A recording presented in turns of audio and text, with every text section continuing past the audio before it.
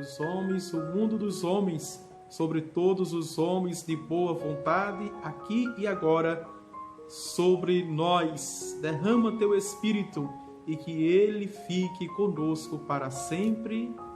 Amém. Glória ao Pai, ao Filho e ao Espírito Santo, como era no princípio, agora e sempre. Amém.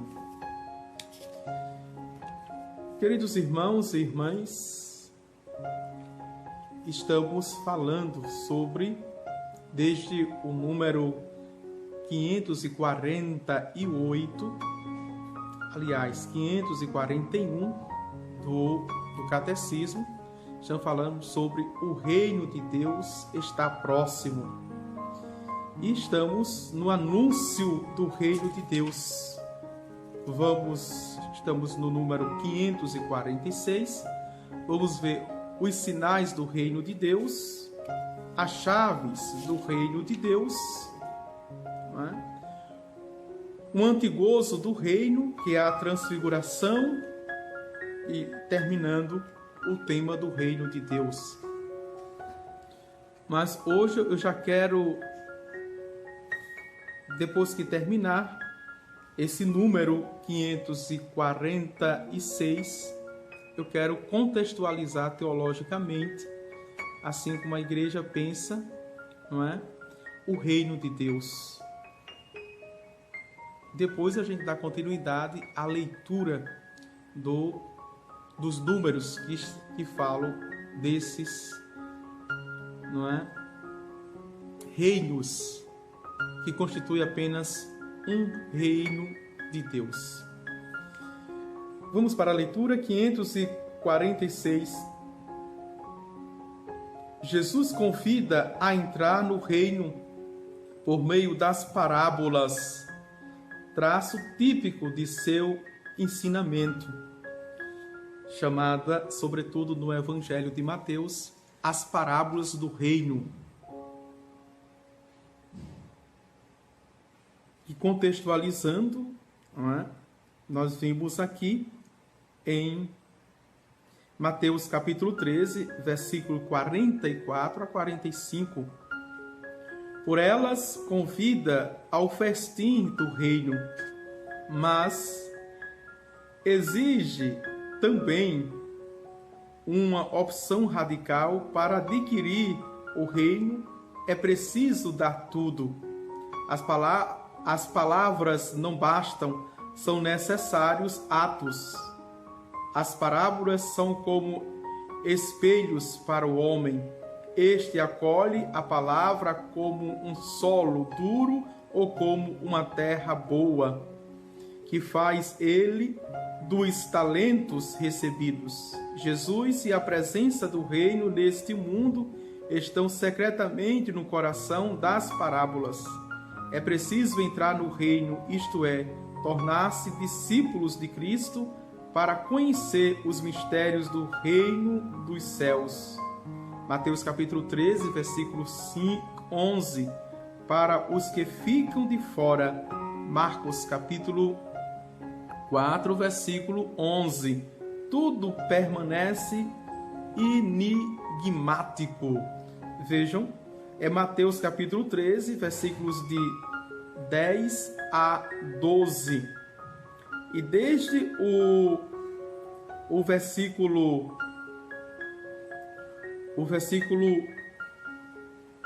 11, Jesus vai falando sobre as parábolas do reino. Vamos para a leitura aqui e vamos para a contextualização teológica, não é, do reino de Deus. É uma explanação sobre o reino de Deus. Como o magistério entende, não é, sobre o reino de Deus, qual a interpretação, está tudo aqui. Né? Bastaríamos ler os números, mas eu quero, né, contextualizar. Vejam, a expressão já está no Antigo Testamento. Já encontramos no Antigo Testamento essa expressão reino de Deus. Inicialmente na forma do tetagrama. O que é o tetagrama? veja, é o YHWH. As 4 letras YHWH. Acho que vocês já viram em algum estudo que vocês, não é, fizeram a questão do tetagrama, que quer dizer Iavé ou Javé. E aqui, não é, essa forma Iavé Malaká quer dizer Iavé reina ou Javé reina. E mais tarde também em fórmula abstrata Malkuth Iavé, ou seja, reina Iavé, reina Javé sobre todos nós. Na cultura da época hebraica, aramaica, portanto, ela indica a soberania de Deus que exige obediência da pessoa e a ela presta ajuda e proteção. É o contexto do Antigo Testamento. A expressão reino de Deus conota justamente isso, a obediência total. E por obediência nós nos sentimos protegidos também, a proteção total de Deus pelos seus filhos, como um bom pastor pelo seu rebanho que dá a vida por suas ovelhas. Esse é o contexto do Antigo Testamento. No Novo Testamento, a expressão indica o núcleo central da pregação de Jesus, resumido nas palavras: cumpriu-se o tempo e o reino de Deus aproximou-se. Convertei-vos e crede no Evangelho. Já é a abertura do livro de Marcos, capítulo 1, versículo 15. Quem diz isso é João Batista. Ele diz isso. Por isso que ganha, não é, uma nova conotação, vem com mais força sobre nós. Porque já que se cumpriu o acontecimento, a encarnação, a chegada do Messias, a vinda de Jesus Cristo. Vejam, o que acabaste de ouvir, não é?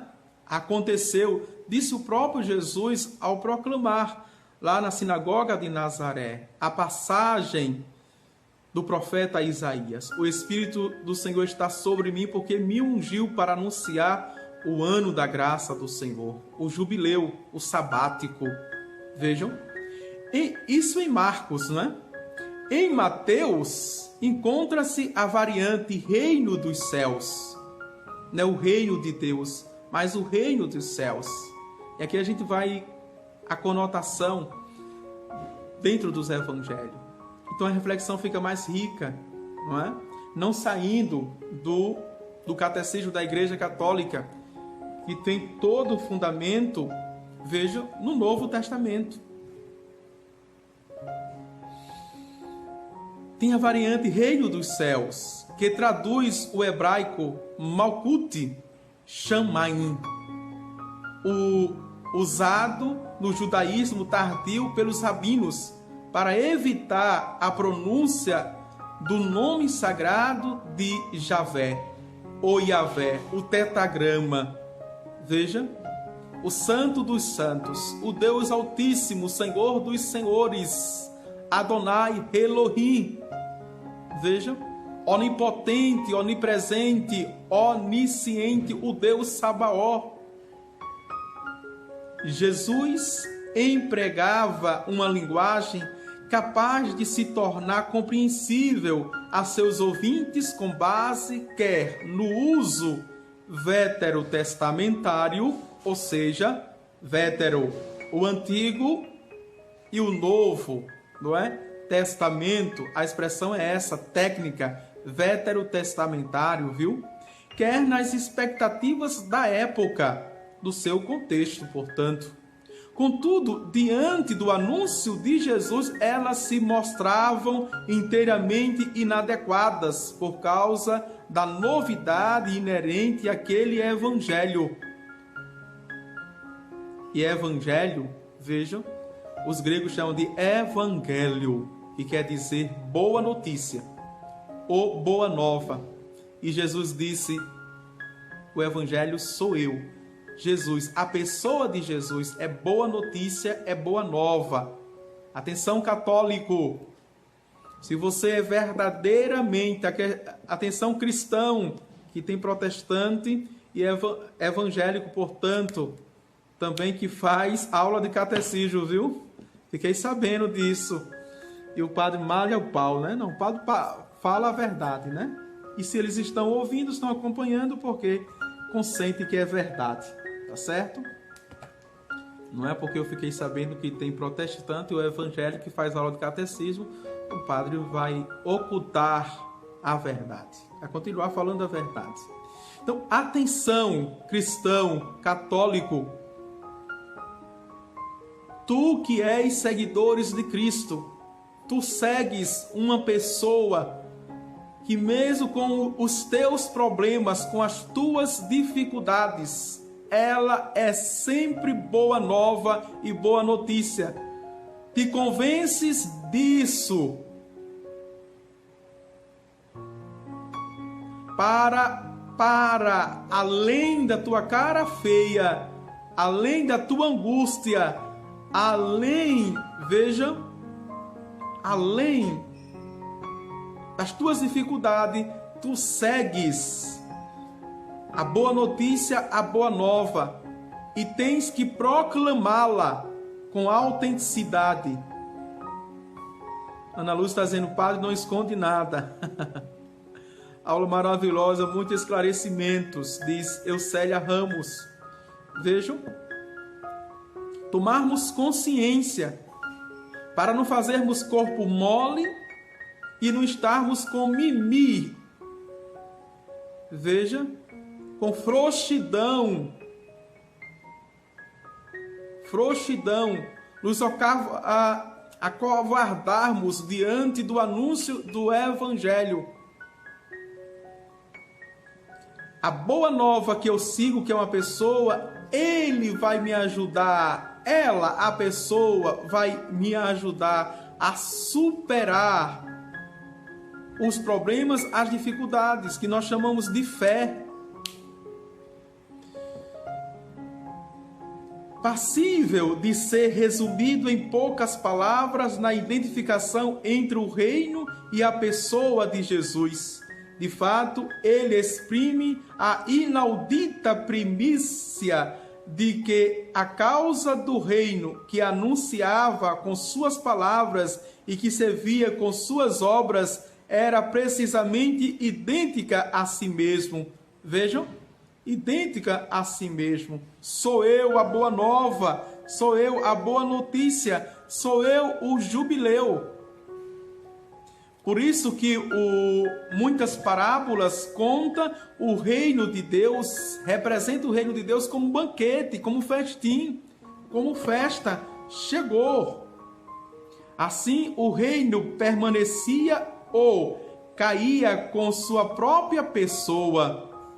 É por esse motivo que, embora sempre anuncie sempre o reino, Jesus jamais o descreve, mas apenas alude a ele por meio de comparações e parábolas.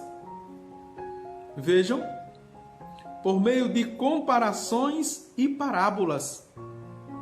Descobrir o reino significa, de fato, descobrir Jesus. O reino é concreto.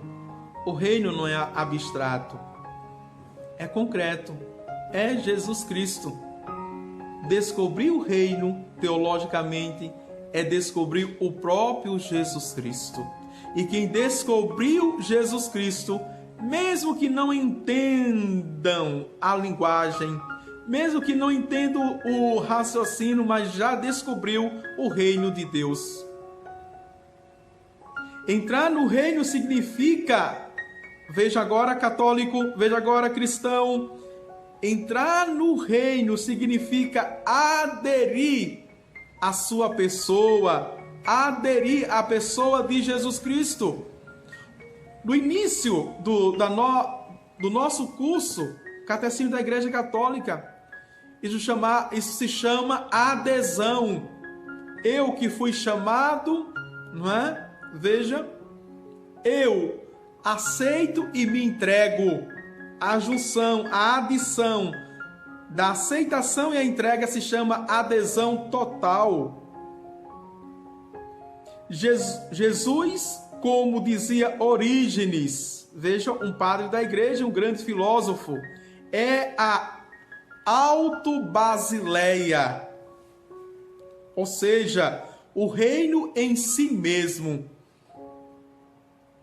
Auto, não é? Si mesmo, em si mesmo, ou em si mesmado, não é? Na expressão pejorativa, veja, e Basileia quer dizer reino. A este caráter cristológico do reino, ao qual se liga o caráter teológico para o qual o anúncio do reino é também o anúncio da soberania de Deus, que é Pai. Acrescenta-se o caráter também soterológico, não é? Quase dá um nó na língua, o reino soterológico, vejam. É esse reino soteriológico que aponta soter, veja, salvação, que é economia da salvação. A vinda do reino é advento de graça e de salvação, gratuita remissão dos pecados, ou seja, para salvar ele nos redime e nos salva, e salva nos redimindo. É a grande expressão. Disso falam a prática do reino, que são os milagres e sinais realizados por Jesus e a sua relação com os pecadores. Atenção agora, atenção. Como eu posso enxergar o reino? Como o reino é, veja, vislumbrado, visto, visualizado, portanto, através, não foi à toa, Jesus anunciou, veja, e praticou e fez o reino através das curas, através das libertações, através dos exorcismos, através dos milagres. Todos anunciam ou anunciaram, mas existe ainda hoje na Santa Igreja milagres. Os santos são reconhecidos santos por causa dos milagres. 1 milagre para a beatificação, 2 milagres, que quer dizer mais um, para santificação, a canonização. Veja, todas essas formas ainda hoje na história da igreja, ainda hoje dentro da igreja, aponta para a ressurreição, ou seja, aponta para o mistério soteriológico. Tá vendo que dá para entender teologia? Teologia é muito fácil de se entender, não é? Dá para entender teologia, é muito fácil. A igreja ainda hoje, como foi que João Batista começou o seu anúncio, a sua missão? Pelo batismo no Rio Jordão para a remissão dos pecados. Vejam, a remissão dos pecados. Mas quando ele vê Jesus vindo, ele diz: eis o Cordeiro de Deus que tira verdadeiramente o pecado do mundo. Olha a dimensão. Entrou para a nossa liturgia e a gente diz: Senhor, eu não sou digno que entreis em minha morada, mas dizei uma palavra, serei salvo. Que palavra é essa? Jesus. Quer dizer, Deus salva. Que maravilha. Dá para entender agora? Fica fácil fazer teologia, é muito fácil fazer teologia. E Deus quis reunir todos esses sinais que eram milhares de sinais, em 7 sinais apenas. E um dos sinais se chama confissão. A igreja, Jesus continua redimindo os pecados pelo sacramento da confissão. Você não é perdoado por Deus, você é católico. Não caia na conversinha que eu me confesso para Deus. Eu me confesso também, Padre Divânio. Eu confesso a Deus os meus pecados todas as noites no exame de consciência chamado Completas. A última oração da igreja, não é? Que, veja, ganhei, ó, um aqui, ó, velhinho, de 1965. Veja, quando estava começando o Concílio Vaticano II, ganhei, maravilha, uma relíquia. Olha a capa, bem antiga, não é? Que vem a cruz na frente, maravilha, e o Espírito Santo. Muito bom, eu gosto de livros velhos e antigos. Vejam, é a confissão, tem que ir para a confissão. Entrar no reino e herdar o reino é o mesmo que entrar na vida e herdá-la.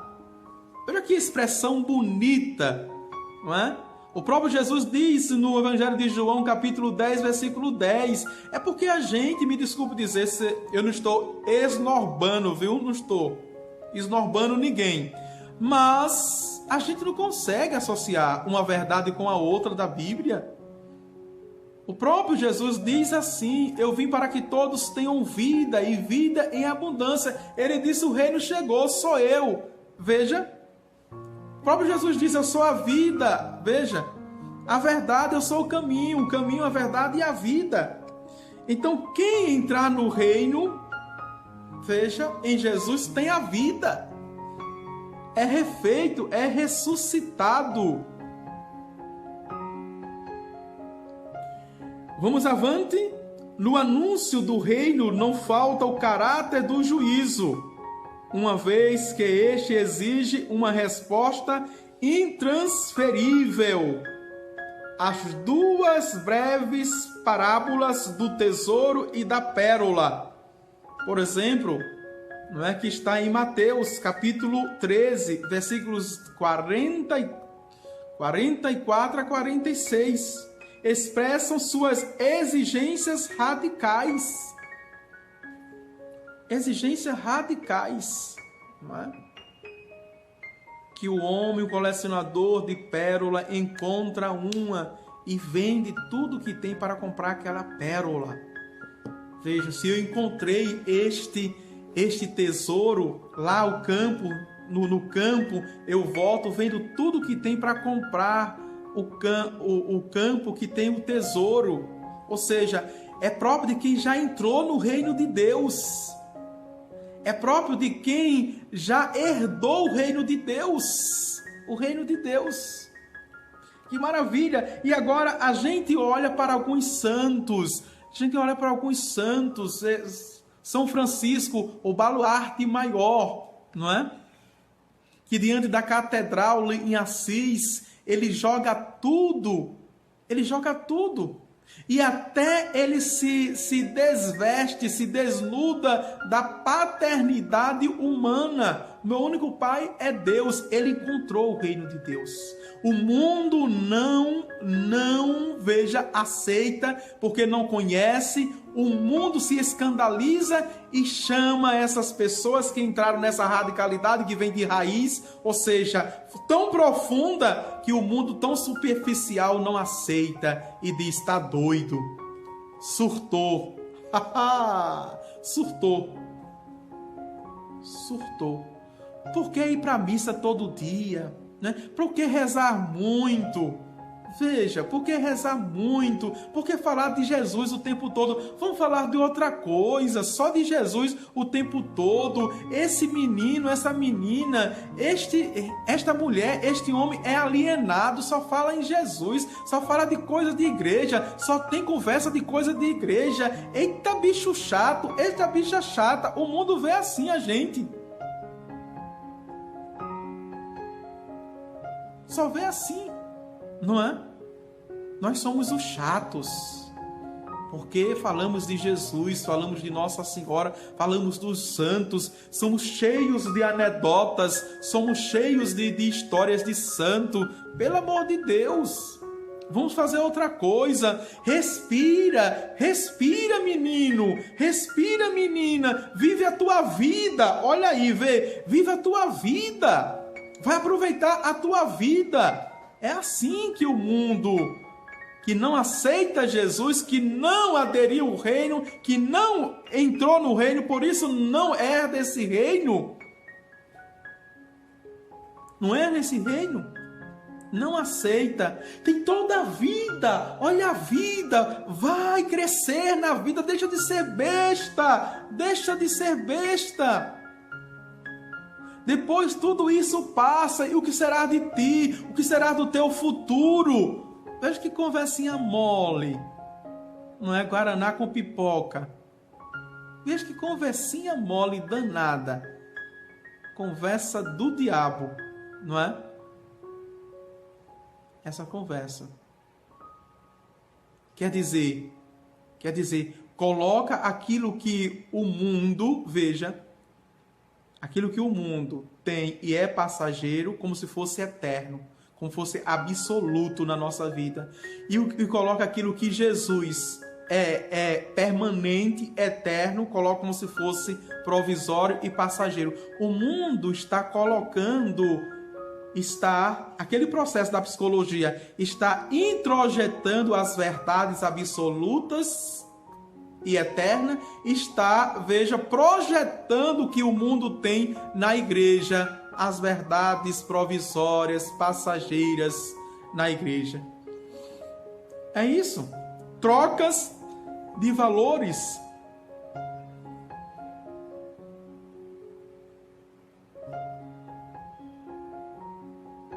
José Tomás de Aquino diz: parabéns, padre, por suas palavras sobre o início da Eucaristia, e está me preenchendo muito. De onde é, José Tomás? Diga aí. Andréa Santos diz: é verdade, já falaram que eu estou perdendo a minha vida, porque agora só quero saber das coisas da igreja. Pois é isso. Não, até veja só, eu não vou citar nome, né, porque aí eu não vou dar um tiro no próprio pé, falando de sacerdote, falando do padre. Mas isso é conselho de dentro da igreja, de dentro do clero. Alguns padres, não são todos não, quando vê o seu irmão só na sua paróquia, trabalhando, né, se gastando, veja que não tem outra coisa, que não sai, que não passeia, que não vai para o shopping, que não vai para o cinema. Não, então telefona, passa mensagem pra gente: menino, tu vai adoecer, tu vai endoidar, não é? O povo vai ver, vai te decepcionar, não é assim também, tem que pensar em ti. Vê só. Consagrados, não é só o leigo que pensa assim não, consagrados também. Consagrados também, cuidado. Não está fora da igreja, apenas está dentro da igreja essa mentalidade. Essa mentalidade de dar a Deus apenas o resto, apenas o bagaço, e dar o diabo o melhor. Dá ao diabo o melhor. Ah, se os jovens aprendessem com Jesus. Jesus, dos 12 anos, saiu da grande cidade de Jerusalém e foi para Nazaré. E passou dos 12, veja, até 30 anos, toda a sua adolescência, que estava no início da adolescência, e juventude no silêncio, preservando o seu vigor, na presença do Senhor, dando o melhor para o Senhor e a sua família, a Sagrada Família, e depois se preparando, e depois com 30 anos na idade da maturidade adulta, foi que ele pregou o reino dos céus. Ah, se nós, jovens, por isso que o diabo investe pesadamente na juventude, porque sabe que é o melhor tempo que o jovem pode causar uma revolução. E ele está pegando essa juventude e está causando uma revolução mais infernal. Os jovens têm que causar uma revolução para os céus, para a santidade. E o diabo está pegando e causando o jovem com todo o vigor que tem, jovialidade, causando uma revolução do inferno no mundo e desgraça ao mundo. Vejam, nas grandes revoltas, nas grandes paradas, nas grandes rebeldias, maciçamente são os jovens revoltados. Jovem revoltado, destruindo tudo, tocando fogo em tudo. Seja mulher, seja homem. Eu não sou bobo nem inocente para dizer que tudo é o diabo. Esse padre só fala diabo. Claro que eu sou exorcista. Veja, você que não é, não fale não, mas eu falo. Veja, e outra coisa, eu não sou bobo. Eu sei que nem tudo é o diabo, mas em tudo o diabo tem o dedo.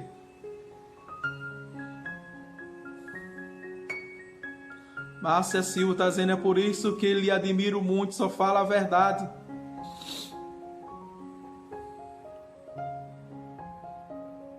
É verdade, Gilvânia. Gilvânia diz, eu e meu marido somos criticados porque escolhemos ir para a igreja. Vejam. Carla Lidiana, se fosse para eu contar o quanto já escutei isso, desde minha adolescência escuto isso, e nos últimos tempos que fiz, mas, vejam, cadê? A escolha, fiz mais escolhas, foi que piorou a crítica, principalmente dentro da igreja. É verdade. Vamos avante.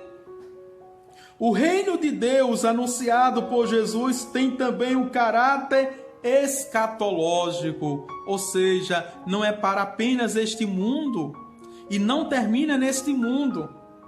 Por isso aqui, veja, o sentido, por isso aqui o valor, porque não é apenas para este mundo. O que Jesus fez não morreu neste mundo. Não, mas tem um sentido escatológico. Tem um sentido, vejam, da eternidade dos céus. Escatologia, escatom, os últimos dias, a eternidade.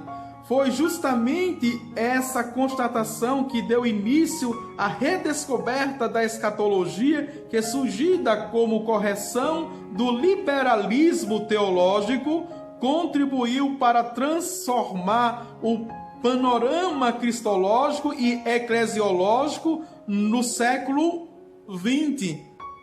Ou seja, esse na verdade, aqui, não é? É o liberalismo, quando fala essa palavra bonita, é na verdade a frouxidão, o relaxamento de uma teologia que era tão precisa, não é? Houve a falsificação que quer, não é, ludibriar, enganar. Foi o J. Willis, no final do século XIX, quem enfatizou que a mensagem de Jesus não apenas tinha sido escatológica, mas tinha sido apenas escatológica. Apenas escatológica. Não é? Quer dizer, tudo o que ele fez como sinal, como prefiguração da eternidade. Sempre todos os sinais, como vimos diante de todo o texto, de toda a teologia do reino de Deus, que aponta para os céus, a eternidade, para que, assim como peregrino caminhante, nós caminhemos. E Paulo, ele é mestre quando diz, combati o bom combate, completei a carreira e guardei a fé. Veja, e guardei a fé, não só a mim, mas a todos, a nós também, que também combateu o bom combate da fé e não se permitir chegar ao pódio de graça sem a fé. Não é por causa do louro, a coroa, não por causa do troféu, mas por causa da fé. E Lídia Ramos, existem pessoas que se sentem incomodadas até quando rezamos o texto. É verdade, porque questiona. Vamos avante. A tese levou à formação de sucessivos sistemas escatológicos, às vezes opostos, às vezes complementares. Do ponto de vista escatológico, a questão era se, uma vez estabelecido o caráter escatológico do reino, ainda haveria lugar para uma igreja.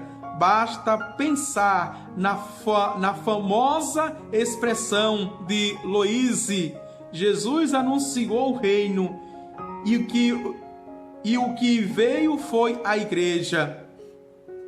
Alguém poderá dizer que justamente por considerar que o fim estava próximo, Jesus não podia deixar de querer reunir o povo de Deus dos tempos da salvação. O único sentido de toda a atividade de Jesus e também do seu anúncio do reino é reunir o povo de Deus do fim dos tempos. Vejam, e é justamente aqui, não é, que pedagogicamente ele vai anunciando esse reino e apontando para o tempo escatológico, paralúdico, ou seja, a sua volta dentro da igreja, dentro da comunidade, dentro da eclesia. Ele quis reunir, quis congregar todos. Vejam, chamado de assembleia. Maria Abadia Fátima, peço oração. Tá bem, vamos rezar. Vejam, a questão da identidade ou da distinção entre igreja e reino de Deus é bastante antiga. Muitos padres da igreja e teólogos medievais expressaram-se em termos de identificação. Mesmo entre os teólogos contemporâneos não faltam adeptos dessa identificação com o reino de Deus e a igreja. Veja, o reino de Deus chegou. E por isso que ele fundou, não é? Ele é o fundador dessa igreja. Mas alguns também estabelecem uma distância maior ou menor entre as duas realidades. Existe tese que fala, não é? Que a igreja foi formada por consequência, ou nasceu, não é, por consequência, como nós vimos aquela frase, não é? Jesus falou da escatologia, pregou a escatologia, o que veio foi a igreja. Vejam, não, Jesus não falou isso, foi uma má interpretação, porque é sabido pelo historiador, não é, Flávio Joséfo, né, a história da eclesiologia, ou seja, da igreja, que os primeiros cristãos, até os apóstolos, estavam convictos que Jesus voltaria nos primeiros 100 anos. Vejam, e passou o primeiro século, Jesus não veio. Aí foi que a escama caiu, não é? O pensamento turvo foi que eles foram entender, não é? Fazer de fato uma teologia, uma interpretação das falas de Jesus. Pedro, tu és pedra, e sobre esta pedra construirei a minha igreja. E Paulo entendeu isso, né? Pelo dom infuso, a ciência infusa, e por isso começou logo a fazer comunidades. Se Paulo não tivesse entendido isto, não formaria comunidades, não faria eclésia.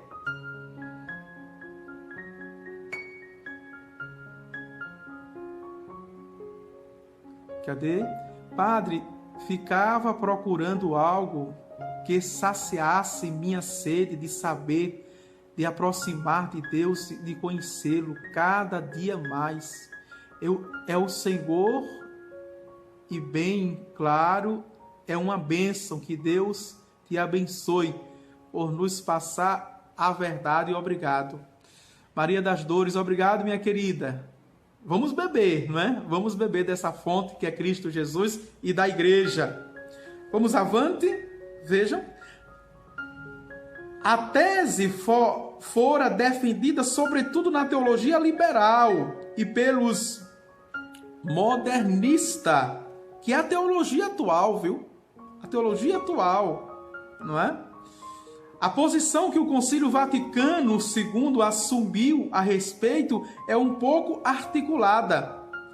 Antes de mais nada, em relação à realidade futura do fim dos tempos, a Constituição, por exemplo, de Lumen Gentium, não parece indicar nenhuma diferença entre a eclesia, né, consumata, e a regnum consumato, e o reino consumado, não é? A teologia consumada e o reino consumado. Na glória do céu, a igreja terá uma perfeição e seu glorioso cumprimento. Diz a Lumen Gentium, veja, número 48 e também 68.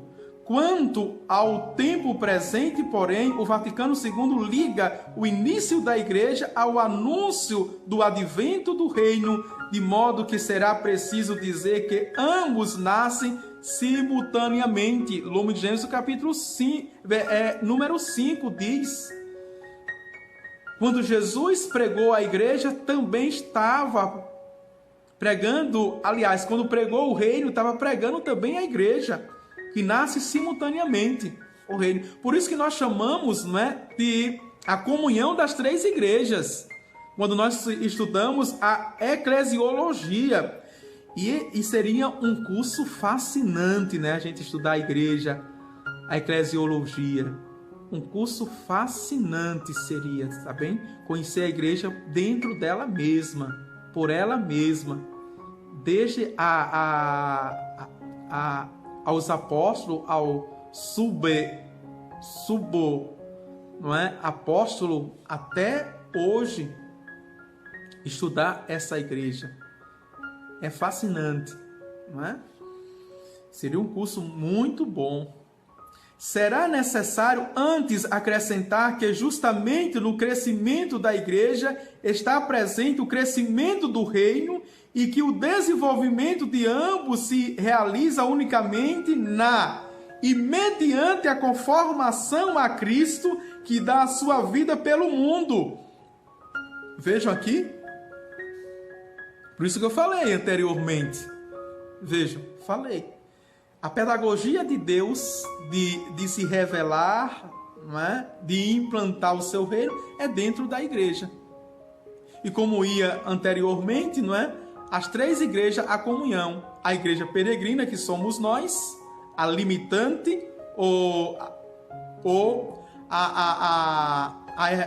a errante, não é? Veja, a padecente, que é o purgatório, e a triunfante, os céus. Que na liturgia, sobretudo na oração eucarística, não é? Que é a maior oração da igreja, nós entramos em comunhão. Que maravilha! Vamos avante. Em decorrência disso, ser membro do reino comporta uma pertença, ao menos implícita, à igreja. Contudo, a igreja, embora constitua nesta terra o germe e o início do reino, o é em mistério ainda. A igreja, nós podemos dizer que é um mistério, sobretudo independente ao reino de Deus, que se realizará, como diz o número 5 da Lumen Gentium, plenamente. No tempo presente, portanto, a igreja, mesmo inseparável do reino, é também diferente dele. É primícia desse reino, mas ao mesmo tempo sacramento dele. Olha aqui, a igreja é sacramento do reino. E o que é sacramento? Conceito simples. Sinal visível e sensível, portanto palpável, da presença de Deus na nossa vida e no mundo. A igreja é presença, sinal, veja, visível e sensível do reino de Deus no mundo. Não é pouca coisa não, viu? Acorda, católico. Tu que ainda não amas a tua igreja, que não amas a tua igreja, que não defendes racionalmente a tua igreja porque não conheces, ficas com preguiças, não é? De conhecer, acha que o tema não é interessante de conhecer a tua igreja por dentro. Conheces a tua igreja por dentro?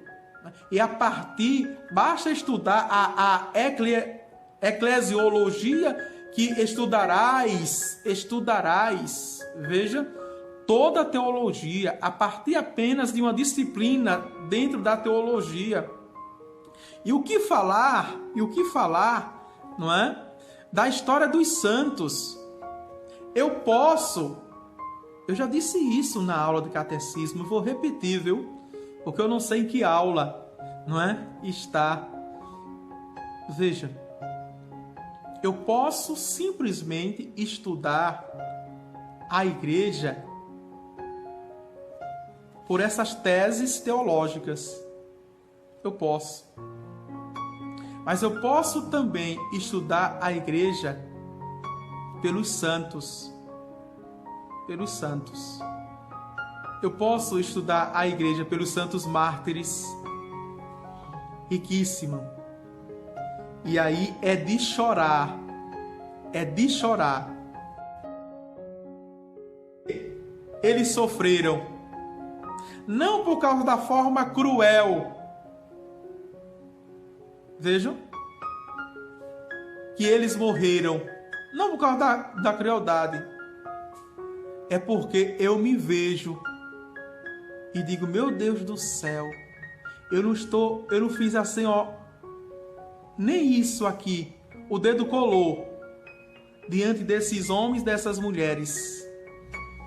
Hoje, com tantos sacrifícios que eu faço, com tanto sofrimento, mas aqui ainda, ó, a história da igreja pelos santos mártires me constrange.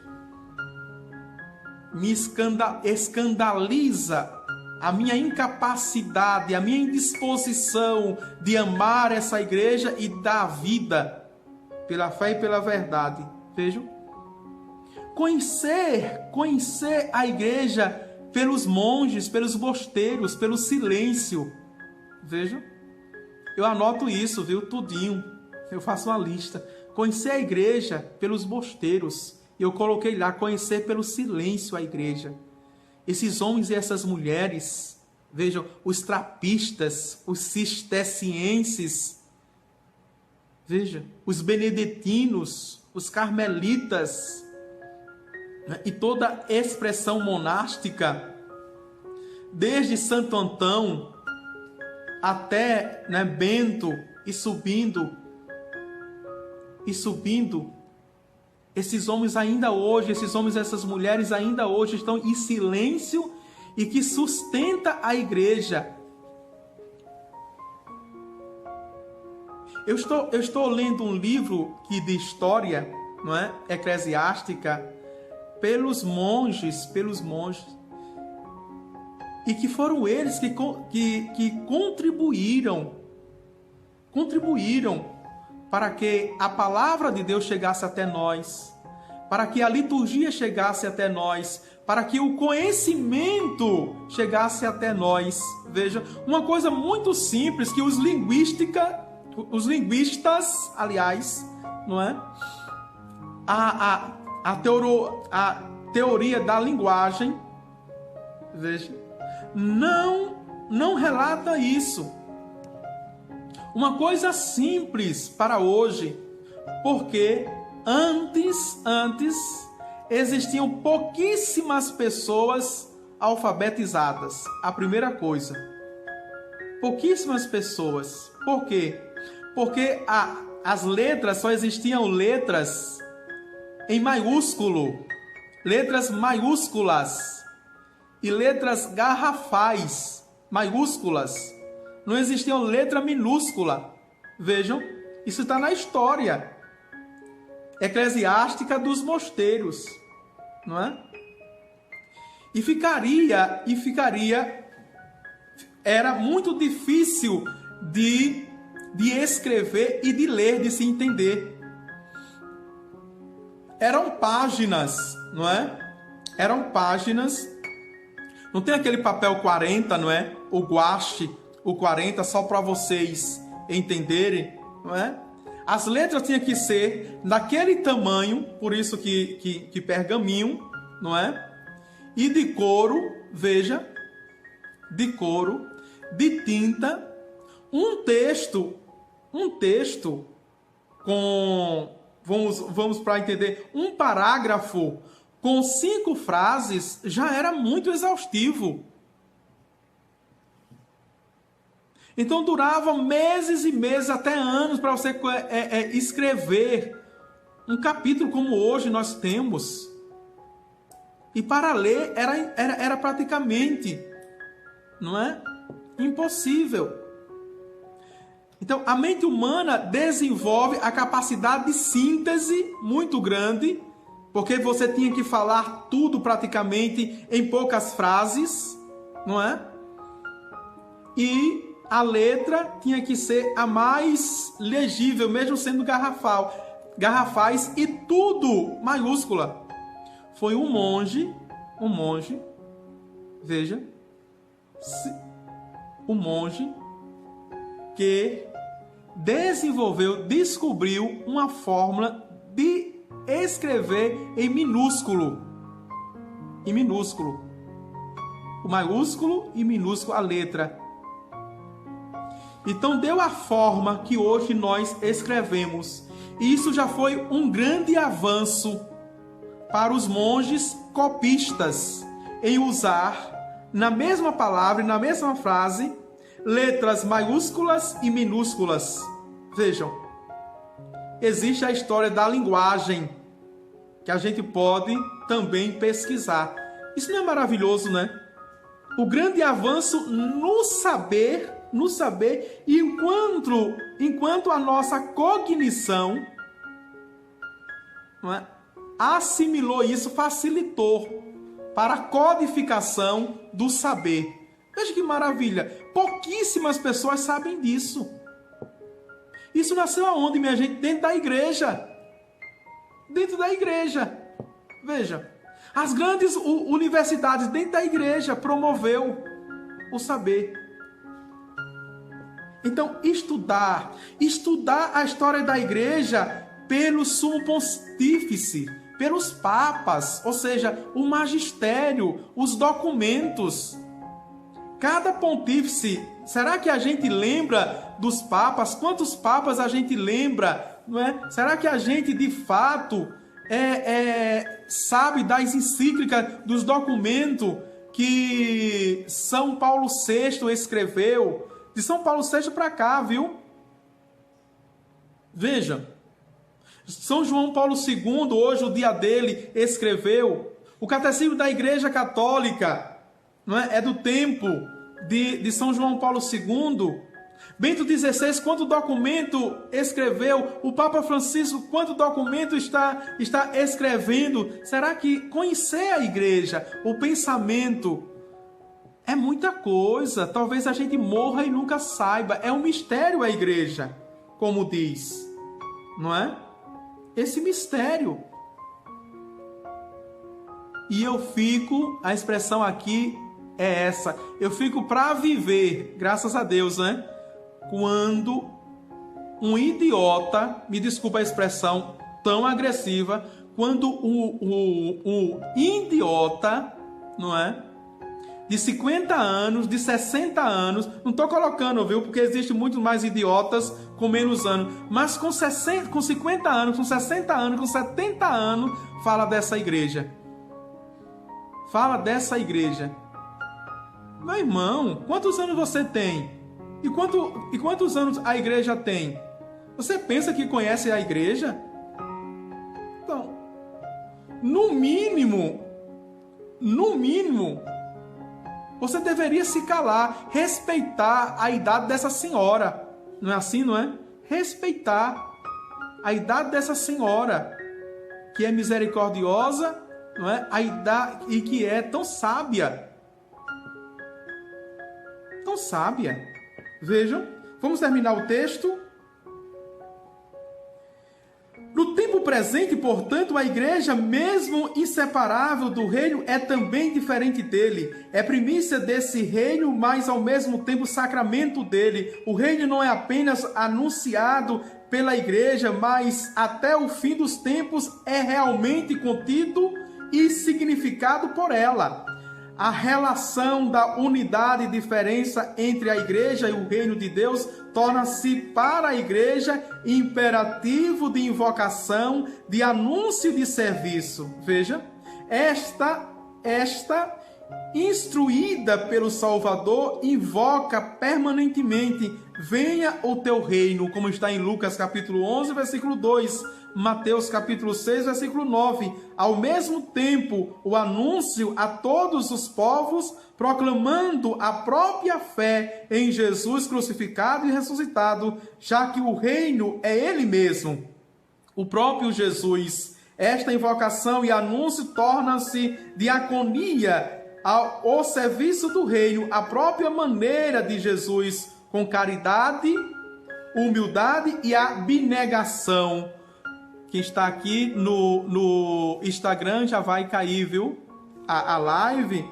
Então, a gente vai deixar aqui para eu salvar, certo? Só um momento.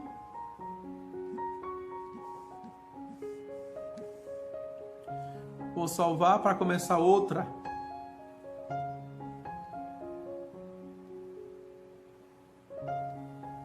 Vamos ver. Humildade e a abnegação. Vejam.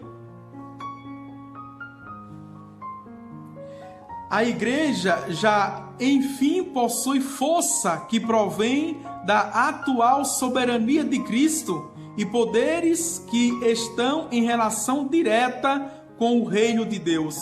Jesus promete a Pedro as chaves do reino dos céus. Mateus capítulo 16, versículo 16 a 19. Jesus continua a exercer a sua autoridade por meio do serviço da igreja, que se torna assim o lugar em que, após a partida de Jesus, se reunirão todos os chamados ao reino de Deus. A orientação da igreja para o reino revela-se de modo mais elevado na celebração da Eucaristia.